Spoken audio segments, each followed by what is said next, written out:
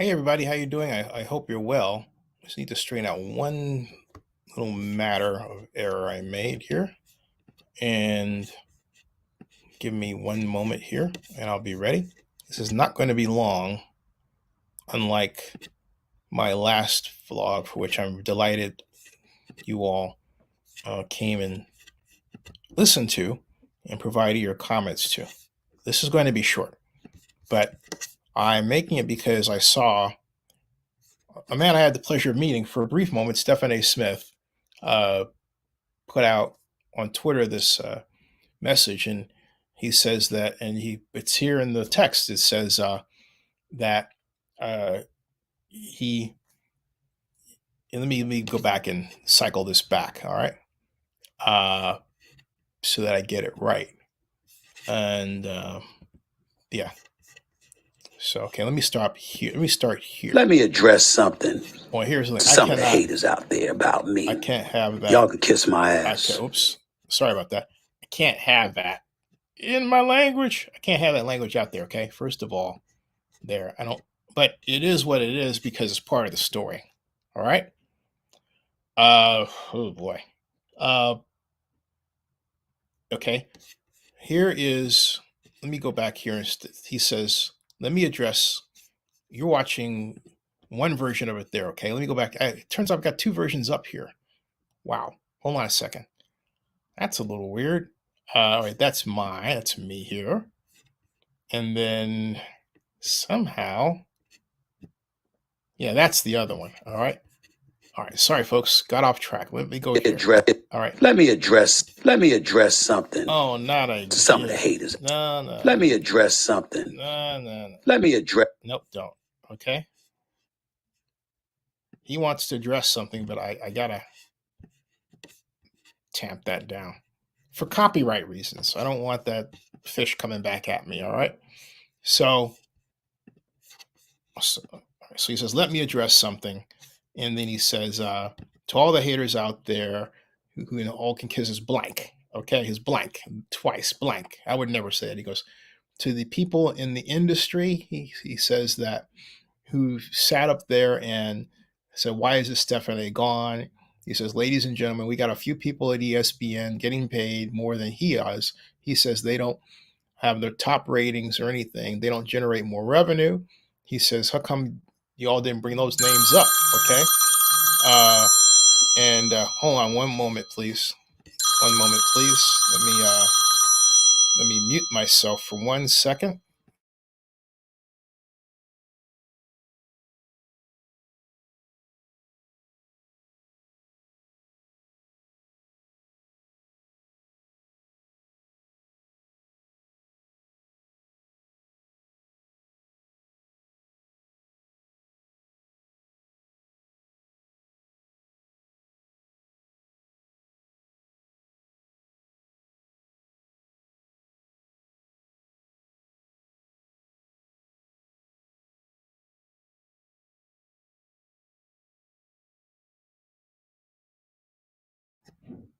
Now I'm back. Okay, sorry about that, folks. I had to take that.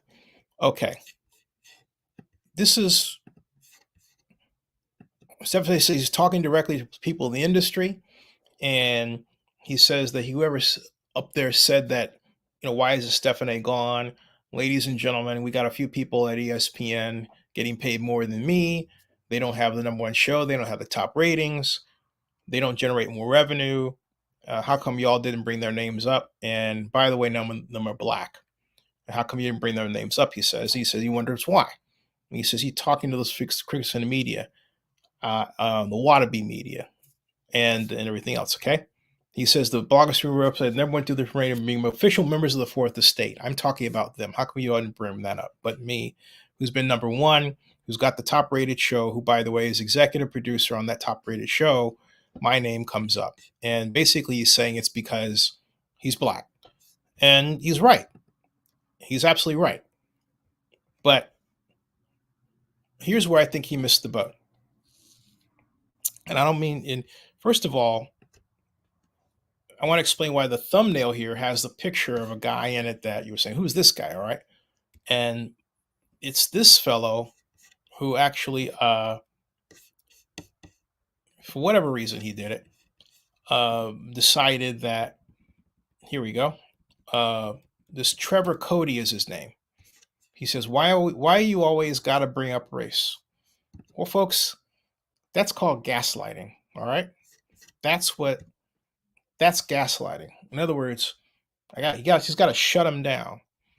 And the reason why he's bringing up race is because he believes, rightly so, I'm talking about Stephen A here, that, hey, he is being uh, treated unfairly. He is not making more money than anybody else. And he does fear that he could be cut next. Apparently, ESPN's having a lot of problems because of cord cutting. He is worth a lot of money as a media personality, but to be worth that and to get it are two different things. There's no guarantee that's going to come along again. But he is the heart and soul of ESPN. He really is. The trouble is, does ESPN see him that way enough to want to hold on to him? I think they do. That's my bet. But, all right. Okay. And so Trevor Cody says, when did I say race wasn't a thing or it didn't matter? I'm just saying everything that happens to a black person at ESPN or just sports in general, Stephen A. Smith says to bring up, well, why it didn't happen to this white person or that white person. And he's pointing out that that's racism. When I'm saying, Trevor, and I want your son to pay attention to this, do you like it when people explain away why you're thinking about something? I know the answer. Without even knowing you, the answer is no. No. Always listen to what the other person has to say. Because the question is, why do you fear talking about race? If racism didn't happen to African Americans, there would be no reason for African Americans or anybody else to talk about racism. Okay? Racism happened to, and it's always important to talk about, the Duke lacrosse players. Why? Because an African American woman who was a stripper thought it was okay to tell a lie on these three gentlemen that they did something that they didn't do. She did that. Okay? She did that. She later turned around and stabbed her boyfriend. He later died in the hospital. Big issues. But also, if you take a look at that side of her life, it looks like the boyfriend was doing domestic violence to her. All right? But the bottom line is she lied. She thought that because they were white and young and rich by appearances and male, that it was okay to lie about them. That too is racism. Racism doesn't go one way. All right? It goes both ways. It goes a number of different directions. Whichever way it goes, there's still one fact. Racism is a mental illness. There's still another fact. Racism is evil. Okay? So I understand completely why Stephen A. said what he said. I don't agree with, and this is which gets me kind of, causes me to jump off the boat, right? I don't agree with him saying that, or implying that blogs are not part of the fourth estate. Bloggers and vloggers are the fourth estate today, like it or not. The trouble is that journalists invaded our space because journalists don't understand the internet. They don't understand programming. You cannot bring a 20th century mentality into a 21st century technology and expect to achieve success, which explains why so many media organizations are going like that. Okay? You have to learn to pivot. It is a tech play. But bloggers are part of the fourth estate today.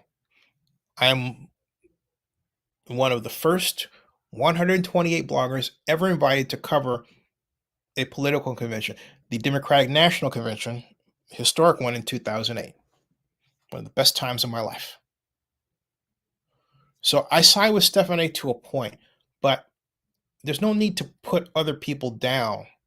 Like, hey, we get you. We know you're powerful, Stephanie.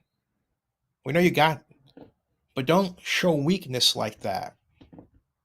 Use it as a teaching moment to say, hey, look, there's racism out here against me, and here's how you can help me combat it. This would have been a great time for him to rally the troops. I don't know if he did that entirely, because what he did reminds me of something that a boss of mine did at the city of Oakland when I was tabbed by Robert Bob to work on the Super Bowl. Well, first of all, it was something he told another employee. They wanted to have a union meeting in one conference room. He wanted to have it in another. And he said, well, I'm head of the department. Well, they know that. But just because you're head of the department doesn't mean you have to lord over people and say, my way goes this way and that's it. That's not the way things are done. It was wrong for him to do that. He wasn't long for that position either. But because of racism, a lot of us feel that we're disrespected when we get a title. And rightly so. But that doesn't mean we need to go, off the reservation and start forgetting our platform and not using it as a teachable moment. I did. I got, and I'm very proud of this, I got YouTube basically to stop allowing people to call me the N-word, okay? Thanks to CBS News and Ad Age. Yep, that's what I'm talking about right here. Take a quick look, all right? First, it started with my op-ed on Ad Age that they ran. YouTube should ban the N-word, okay, for brand's sake, because no brand wants to see that. Even though at the time YouTube, this is 2009, was saying, well, you get paid for the comments, so ignore it. I thought, why do I have to ignore something that my white counterparts don't have to worry about, right? Hey, Ad Age agreed. So guess who picked it up next? CBS News. Why do our advertisers tolerate the use of the N-word on YouTube? And this is all about me, folks. Okay? One man, Zenny Abraham, Zenny62.com, says it right here. Okay? Boom. All right, excuse me, right there, right? Has started a crusade to persuade YouTube to give channel owners the ability to prevent commenters from using the N-word under their videos. In a column and Ad Age, being a YouTube partner is great in every way except one: the allowed, unblocked use of the N-word in the comment section on video pages. It is a problem YouTube must end first, because I can't imagine any brand wanting to have its name associated with any channel video page that is littered with such words in its comment section. And second, because it's just plain hurtful. I spent a lot of time banning commenters and removing comments containing that racial epithet. But it's like trying to stamp out an army of rats. Okay? I'm glad that they did that. They went a long way. That little action made life better for millions of people. That's how Stephen A. should use his platform. All right. Subscribe to Zenny62 and bookmark oaklandnewsnowblog.com and live long and prosper. See ya.